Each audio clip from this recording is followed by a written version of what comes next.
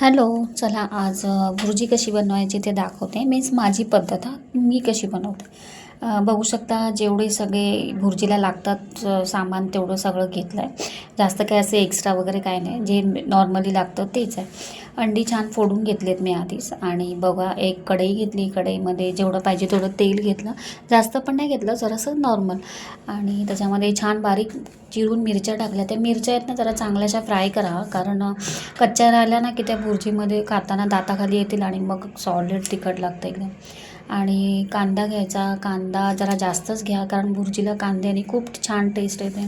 कांदा जरा बारीक चिरून घ्या चांगला. मी आहे ना या मशीनमध्ये कांदा चिरला होता, कारण मी ती आणली होती नवीन, म्हटलं जरा बघू एकदा यूज करून, पण ठीक आहे, एवढं काय खास नाही आहे, ठीक आहे. आणि छान बारीक कांदा चिरला आणि मग एक साईडला बाऊल घेतला. बाऊलमध्ये अशी अंडी फोडून घेतली, कारण अशी अंडी फोडली ना तर तुम्हाला जेवण करताना ना जरा इझी जातं, कारण अशीच तुम्ही डायरेक्ट एक एक एक एक फोडलं ना तर ते एक साईडला घट्ट, एक साईडला मग ते मिक्स करायला जरा प्रॉब्लेम होतो. असं एकदाच करून घेतलं की डायरेक्ट टाकून ते मिक्स करायचं. आणि बघा कांदा छान सॉफ्ट व्हायला आला आहे, त्याच्यामुळे मी त्याच्यामध्ये टोमॅटो टाकले. आणि ते मग दोन्ही आता एकत्र चांगले छानपैकी फ्राय करून घ्यायचे.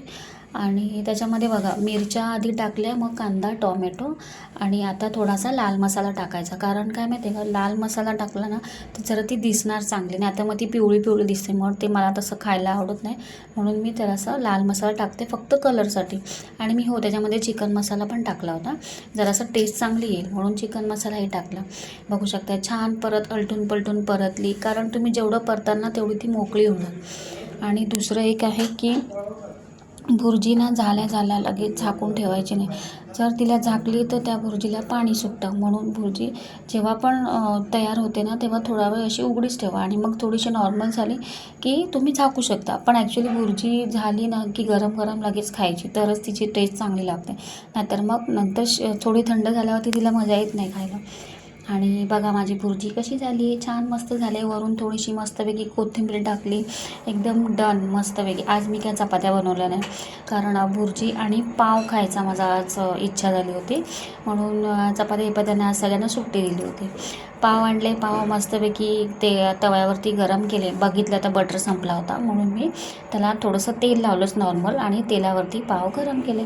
आणि सगळं गरम गरम जेवण होतं, म्हटलं चला पटापट जेवून घेऊया. आणि आम्ही सगळे पटापट मस्तपैकी जेवलो. त्या लोकांना पहिलं जेवण वाढलं, नंतर मीही जेवली. आणि बघू शकता आजचा माझा मेनू भुर्जी आणि पाव कसा वाटला तुम्हाला. आवडला असेल तर प्लीज प्लीज प्लीज लाईक करा आणि सबस्क्राईब करा please. Thank you so much. Bye bye.